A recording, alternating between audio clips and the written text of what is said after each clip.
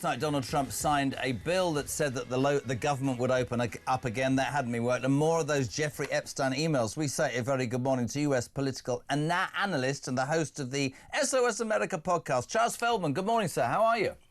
Good morning, Jeremy. Nice to meet you. And you, my friend. Thank you for coming on. Epstein, the new batch of emails last night, we get drips and drips and drips. Andrew over here and Giuffre and the photo. I want to talk about Donald Trump, though. Everybody's reporting that, and this is quite astonishing. Epstein's ultimate betrayal of Trump as emails reveal billionaire's twisted plot against president. I'm the one able to take him down. Will these emails, they cost Prince Andrew everything, are they going to endanger Trump, in your opinion, Charles?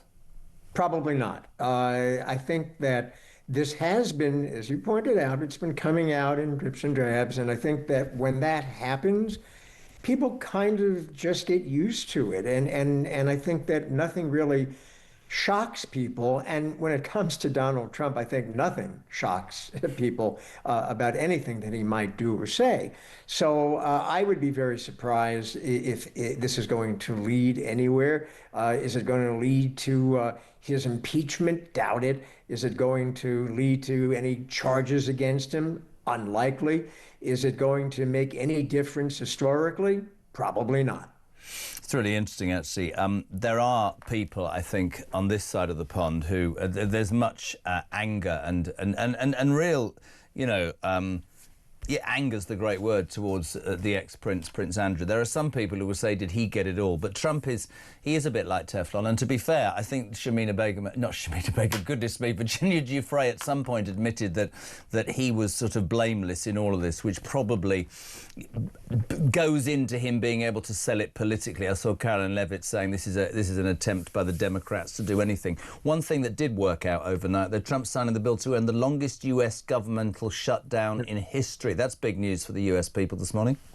Yeah, and I think, you know, when people say how much are Americans, focused on the Epstein thing, my response to that is certainly since the government shut down, the longest shutdown we've ever had, I think Americans are mostly focused on things like being able to buy food, being able to get on an airliner and get to their destination on time.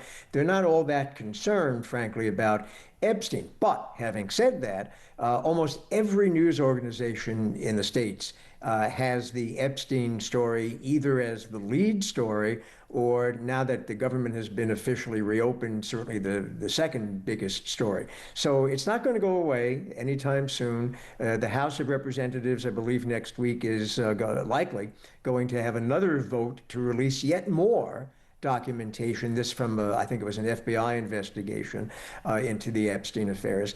And if that happens, there are going to be more emails. It's quite interesting. We haven't got a lot of time, but we talked about the dribs and drabs of the Democrats who get accused by the Republicans of dripping it to create maximum political damage. I thought overnight I read that the Republicans were trying to release the remaining 20,000 and get it out there. Is that true or false, Charles?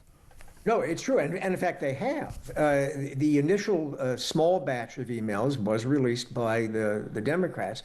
And then the Republicans released about 20,000 other documents. It's all out there now. It's online. You know, if people want to get, their eyes all red, they can certainly go and spend the next few weeks going through it. Most of those emails, most of the documents are not particularly interesting. Most of them don't really have anything of significance to say. There are a few that we've already talked about that raise interesting questions, but they just raise questions. They don't really supply answers. It's great to have you on, mate. We must have you on more regularly. SOS, your podcast, SOS America. Check that out, peeps. Fantastic. Charles Feldman, US political analyst. Thank you so much indeed for joining us. Almost